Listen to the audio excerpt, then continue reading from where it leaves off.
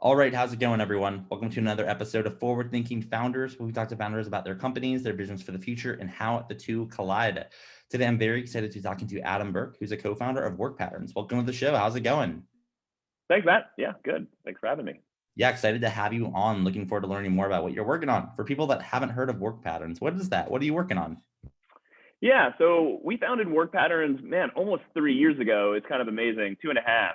But obviously the world kind of changed about a year ago, and it changed drastically for our business because what WorkPatterns is, it's a modern people management system. And so we were trying to build a product that would help guide intentional leaders and help them strengthen and improve the relationship managers have with their direct reports. And that was something that the world needed prior to the pandemic. But obviously with the changes that have come about, it's just thrown everything into question, and everyone's trying to figure out new ways to manage their teams and have strong relationships with their people, no matter where they're physically located. And that's what we help with. So walk me through a little bit about, if someone was to use this, what are the things they could do with it? A little bit of like the UX, if like a hiring manager or CEO wanted to try this out, what are some of the things they can do with the platform? Yeah, so the place that we always start is with the one-on-one meeting, and that's sort of like our that's our center point of the product. And so it starts with most people for their one-on-ones usually manage that out of like a Google Doc or a piece of paper, or often nothing. And we provide a purpose-built solution to guide the one-on-one. And it's basically, from a UX perspective, it's like a collaborative agenda. And so it's a workspace that you share, the manager shares with their direct reports. So right away, the managers has all of their workspaces and all their direct reports in one place, so they know where to put stuff, which is already usually an improvement over the status quo. And the workspace basically is organized between discussion topics and action items. And so people can add discussion topics for the weekly one-on-one meeting. It's synced with your calendar. And so items that are on there will basically become the agenda for the meeting. But what's nice about it is that it also facilitates this like asynchronous workflow, so that the manager and the direct report can actually correspond about different discussion topics before the meeting, which is really nice these days, and probably was a better way to handle things prior to the pandemic, instead of a manager like disrupting the employee or pinging them on Slack or just like dropping by their desk and taking them out of the flow. It provides a place where you can like get it, the manager can get something out of their head, but not disrupt the person. And when the person has time and wants to go through those topics, they can respond in basically like a comments oriented section to discussion topics the manager might have added. And we actually see most of the items are added the other direction. The direct report is adding stuff for the manager. And so actually we're very unique in that in this world of, people management tools, where ICs actually embrace it as a way to sort of manage up.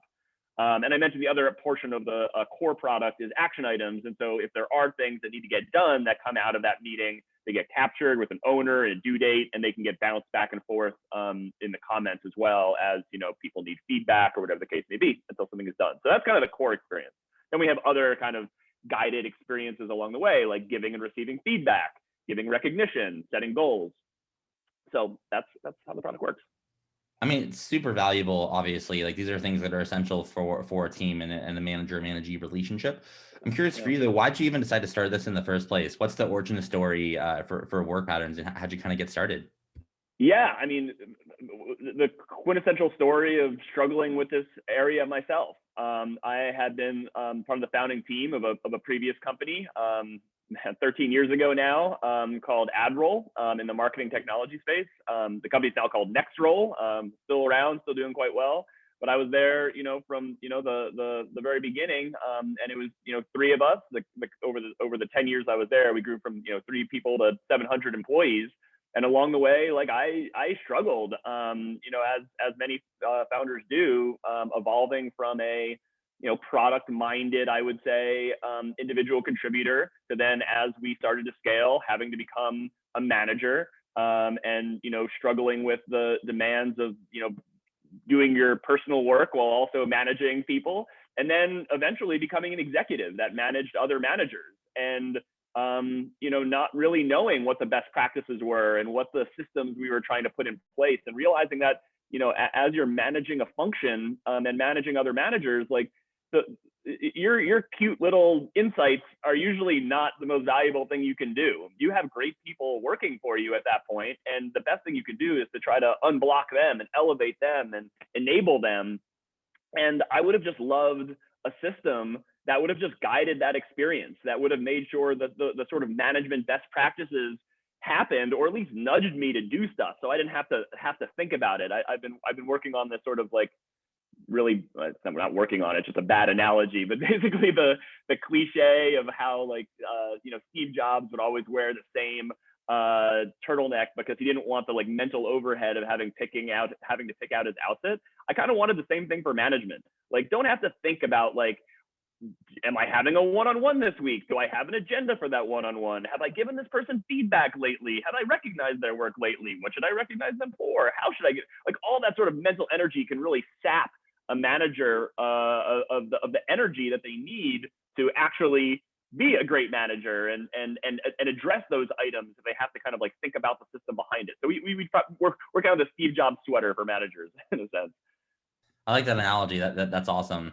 I'm a huge Steve Jobs fan of all things, and I think using him as an example for some of these things is awesome. I'm kind of curious for you, like, I guess from going from that first company, Admiral, to what you're doing here, what's I would say one or two big lessons that you've learned about management and leading people that you've kind of taken, almost maybe you've changed from the first company to this one, that you think would be valuable for people to hear, that you learned about management? Yeah, well, I mean, I think the big one really is kind of going back to that notion of just like having a system. And I think, managers get really, I think managers get put a lot of undue stress upon themselves by trying to like freeform too much stuff. And their direct reports like to have consistency and predictability as well. So just like having a system that everybody knows, okay, if I have an issue, what is the way to raise that? Where does that get addressed? Do we have a culture where I just kind of like drop a bomb in a Slack channel? Or are there other channels for me to like raise issues in a way that they can be triaged and addressed? Because if people don't know what those channels are, they are just going to drop the bomb in the Slack channel, or they are going to, things are going to fester, and then they're going to like, there's going to be these awkward interactions at meetings and things of that nature. So just having like a system that everyone can kind of like articulate and understand, and it doesn't have to be super complicated. Again, like, just having the consistent one-on-ones, like that's a big chunk of it, I think. And making sure that everyone knows that there is that venue there to vent, to raise issues, to have topics. And, we talk a lot about how we call ourselves a people management system, because like people are what make up organizations. Like organizations are not made up of tasks. Organizations are not made up of like channels. They're made up of people and their relationships, and that's kind of the organizing principle of our product. And so that really is because of the big learning that I had, which is like trying to like freeform this stuff and innovate it on the fly is just really hard to do. And if you're a manager that also has like IC work, individual contributor work, which most managers do, you got to be organized and you got to have a system. Then that unlocks all sorts of stuff. And if you were to take what you're doing with WorkPatterns and kind of zoom out 5, 10, 15, 20 years, what do you see then? Or I guess in other words, what's the big vision here and what direction are you growing in? Yeah, I mean, we think this is a large horizontal opportunity, that every company and every organization is made up of people. And it feels bizarre that there hasn't been products specifically built around guided people management. The sort of historical like HR tools are kind of built for HR and kind of are built around like a constellation of HR activities, but they're not designed because the buyer is the HR person and not the frontline user. They kind of often fall flat and are rejected by the frontline people. They're kind of viewed as like a sideshow. Like I do my work over here, and then every once in a while I'll have to do something in this HR tool. We want to be like part of the day-to-day experience, the day-to-day workflow of people and managers in the organization. That relationship is the cornerstone and the building block of every organization. And it feels really bizarre that that hasn't been a category of product in the past. Especially as knowledge work, becomes like a bigger and bigger part of our economy. We think this is a category that should have existed prior to the pandemic. And, now that everyone's trying to figure out how to navigate hybrid work, different types of work relationships, we think it's going to be a really big part of successful organizations in the future. And then in order to make that happen, you'll need some help. It takes a village to make a startup work. Yeah. So my question for you is, how can the forward-thinking founders community help? Are you hiring? Are you looking for capital? Yeah, we are. How can we assist? Yeah, man, thank you for asking. Yeah, we are hiring right now. It is that sort of situation where, by the time you're hiring for a role, you needed it yesterday. And so we're in that sort of position with a few. We're hiring our first salesperson right now. So everything thus far, all of our growth thus far, and we have we have thousands of users and over 100 paying customers, has all been done self-service, and people just coming inbound, signing up for the product, self-serve, getting started and ramping from there. And it's time to have our first account executive that can actually be the tip of the spear and help new customers as they come inbound, but help them get ramped up, help them expand in their organization, help share best practices, help do training sessions, and explain how to roll out the product, work strategically with folks, and then feed back what they're hearing back into our product. So very exciting role. We're only 11 person team right now. So to be the first kind of go-to-market salesperson should be a really exciting role for a company that has some like pretty good signs of early product market fit and can sort of be a trailblazer. Also hiring a growth marketer, kind of ramp. We're still at that stage where a lot of what we're doing from a marketing perspective works.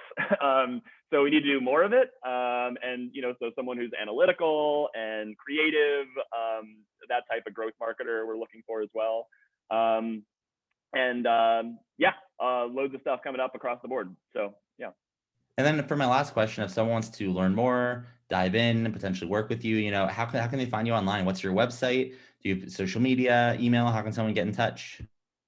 WorkPatterns.com is our website. Try WorkPatterns, @TryWorkPatterns is the Twitter handle. I'm @Adam Berke, Berke. Always happy to hear from folks. Adam@WorkPatterns is my email too. Not afraid to put that out there. Cool. Well, thank you so much for coming onto the podcast. I really appreciate it. Matt, thank you so much. It was really fun.